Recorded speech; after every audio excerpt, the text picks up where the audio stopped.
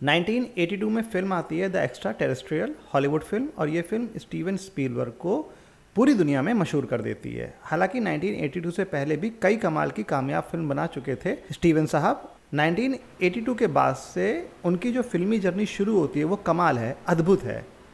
पर अभी हम 1982 पर रुक जाते हैं। मुझे नहीं पता राकेश रोशन ने 1982 में ईटी देखी थी या कब देखी उन्होंने। 1982 में राकेश रोशन साहब हमारी बहू अलका, वकील बाबू, करवट, तीसरी आंख जैसी फिल्म में एक्टिंग कर रहे थे। उधर हॉलीवुड में स्टीवन साहब इंडियाना जोन्स की सीरीज पर लगे हुए थे। राकेश साहब और स्टीवन स्पीलबर्ग साहब का करियर 1970 के आसपास ही शुरू हुआ है और 1989 में वो अपनी पहली फिल्म डायरेक्ट करते हैं, खुदगर्ज, जो बेस्ड है इंग्लिश नॉवलिस्ट जेफरी आर्चर के उपन्यास पर 1979, केन एंड एबल। राकेश साहब को ये अंदाज़ा तो हो गया था कि अंग्रेज़ कुछ तो अलग लिखते हैं।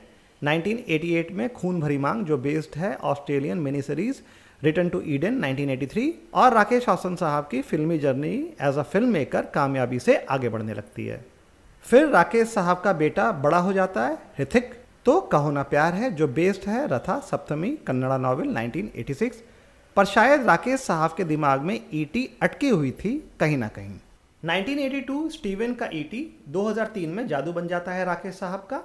स्टीवन का ईटी देखने में विचित्र सा एलियन, दुबला पतला, सूखा सड़ा। राकेश का जादू ड्रम के आकार का, खाया पिया, नीला नीला, एवटार की दुनिया से निकाला हुआ टाइप्स। स्टीवन के ईटी में सब बच्चे हैं 9-10 की उम्र से लेकर 14-15 की एज तक। राकेश की जादू की दुनिया में भी बच्चे हैं, पर मेन लीड 29 साल का ऋतिक, जिसे दिमाग से 10 साल का दिखाया गया है, जिसे गर्लफ्रेंड का कॉन्सेप्ट क्लियर है कि वो होनी चाहिए। जादू उसके सर पर हाथ फेरता है और रोहित इंटेलिजेंट हो जाता है। स्टीवन का ईटी ऐसा कुछ नहीं करता है, वो अर्थ को समझ नहीं पा रहा है और उसकी तबीयत खराब होती जा रही है। राकेश का जादू टूरिस्ट बना अर्थ के मजे ले रहा है। जिस स्कूल में रोहित पढ़ता है उस स्कूल में 30 से 40 की उम्र तक के गुंडे भी पढ़ते हैं।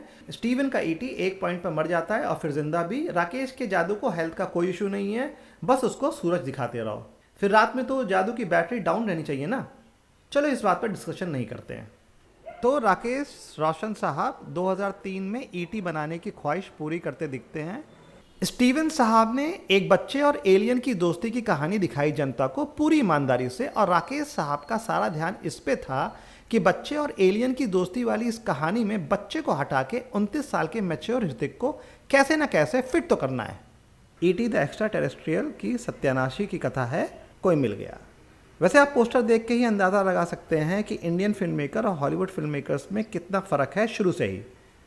जो काम स्टीवन स्पीलबर्ग ने 1982 में किया था वो राकेश साहब 2003 में कर पाते हैं, पर नौसिखिए के जैसे कि मैं उनकी हंसी उड़ा रहा हूं और ईटी की तारीफ। इंडियन फिल्म मेकर का प्रॉब्लम ये है कि जब फिल्म हिट हो जाती है तो वो घमंड से भर जाते हैं, इतना भर जाते हैं कि फिल्म की खामियों पर उनकी नज़र ही नहीं जाती है, उन्हें सब चंगा लगता है। और जब खामियों पर नज़र ही नहीं जाएगी तो एक फिल्म मेकर बेहतर फिल्म कैसे बना पाएगा। फिल्म हिट होने का मतलब ये नहीं होता है कि फिल्म में कमियां नहीं हैं।